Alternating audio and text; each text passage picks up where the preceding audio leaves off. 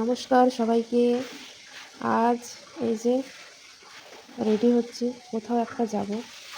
সেটা কোথায় যাব একটু পরেই আপনারা জানতে পারবেন।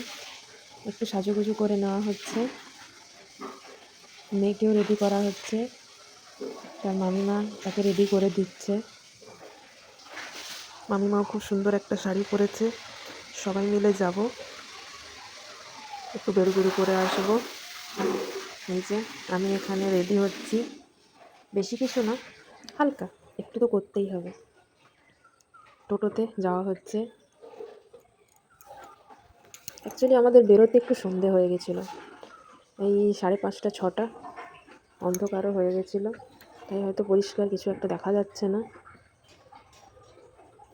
মেয়ে খুব খুশি।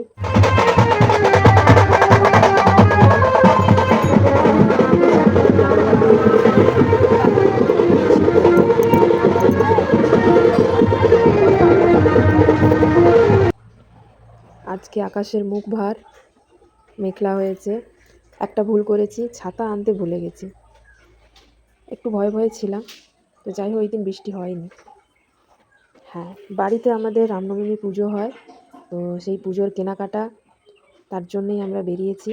অনেকেই জানবেন যাদের ভীমেশ্বরী, পূর্ব মেদিনীপুর, এখানে আমরা শাড়ি বাজার, তারপর ধুতি, পাঞ্জাবি, গামছা, পুজোর যা যা কিছু লাগে সেগুলোই আমরা কিনতে বেরিয়েছিলাম। আর হচ্ছে এই যে ফুচকা, ভীমেশ্বরীর ফুচকা আমার ফেভারিট। এই যে দেখুন, এসেই বসে গেছি। মানে ফুচকার এমন লোভ, মেয়েকে খাওয়াতে খাওয়াতে ফুচকা আমি খেয়ে যাচ্ছি। মানে একদিকে মেয়েকে খাওয়াচ্ছি রাতের ডিনার, আর একদিকে আমি মাকে বলছি আমাকে ফুচকা দাও। ফুচকা, এক কথায় বলে ফুচকা লাভার। ফুচকা ছাড়া আমি থাকতে পারি না। আর ভীমেশ্বরীর ফুচকাটা আমার একদম আলাদাই লাগে। কোনো পেঁয়াজ দেওয়া থাকে না, নিরামিষের ওপর, কিন্তু মশলা কি জানি ওরা কীভাবে মাখে ওই আলুটা, আমার সত্যি খুব খুব ভালো লাগে। আর যখন দুর্গাপুরে ছিলাম, তো এই ফুচকাটাকে খুব মিস করেছি।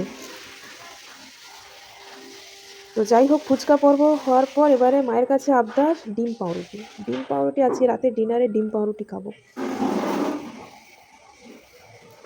ডিম পাউরুটি একটা বলে না, সেই একটা হালকা মেঘলা ওয়েদার, গরম গরম ডিম ভাজা, আর আমার মেয়ে দেখুন এদিকে নেচেই যাচ্ছে আনন্দে। ও ডিম পাউরুটি খাবে। দিদি আমি ডিম পাউরুটি খাবো। বৌদি ভাইকে ডাকলো। আজকে ডিনারে ডিম পাউরুটি তো মামানি? ডিম পাউরুটি দেখে সেই কলেজের কথা মনে পড়ে। ওয়েট করে বসে সেই আছি, মায়ের কলেজে হাতে বন্ধু রান্না একটা বান্ধবের বলে সাথে না, ক্যান্টিনে আড্ডা যে দিতাম, যাই কিছু হয়ে যাক, একটা এরকম বানানো সামান্য হতো। আলু মাখা হ্যাঁ, বা ডাল সেদ্ধ, সেটাই। আর ডালটাকে ছোট হ্যাঁ, দেওয়া, ওটাই যেন একটা গোপালদার অমৃত। নাম ছিল, ডিম টোস্ট। বাবার বাড়িতে এলে কিন্তু এই আবদারগুলো হয়। তখন no diet, no health concern, মানে যাই কিছু রান্না করে দেবে, মায়ের হাতে রান্না মানে একটা দুর্বল জায়গা।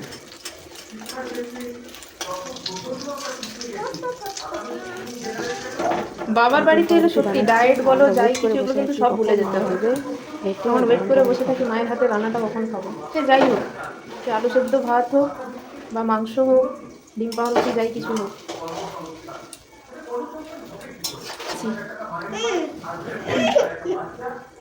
আর আমাদের থালায় সার্ভ হয়ে গেছে গরম গরম ডিম পাউরুটি, সাথে একটু সস, টমেটো সস।